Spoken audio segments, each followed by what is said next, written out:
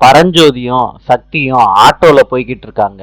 அப்ப பரஞ்சோதி சொல்றாங்க, சக்தி, எனக்கு ரொம்ப நாளாவே பீஸா சாப்பிடணும் போல ஆசையாவே இருக்கு. எங்கேயாவது பீஸா கடை இருக்குமா சக்தி? இருக்கும் அத்தை, வாங்க அத்தை, உங்களை நான் கூட்டிட்டு போறேன். சக்தியும் பரஞ்சோதியும் ஹோட்டலுக்கு போறாங்க. பீஸா ஆர்டர் பண்ணி சாப்பிடுறாங்க. பரஞ்சோதி சாப்பிடுறத சக்தி பார்த்துக்கிட்டே இருக்காங்க.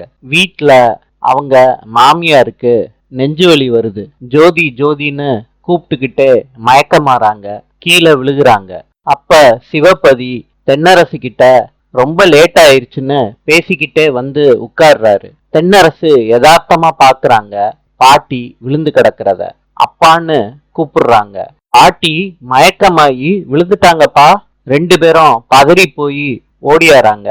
பாட்டிய தூக்குறாங்க. எங்கடா உங்க அம்மா அப்படின்னு தென்னரசு கிட்ட சிவபதி கேக்குறாரு. பரஞ்சோதி பீஸா சாப்பிட்டு முடிச்சிட்டு ஐஸ்கிரீம் சாப்பிடுறாங்க.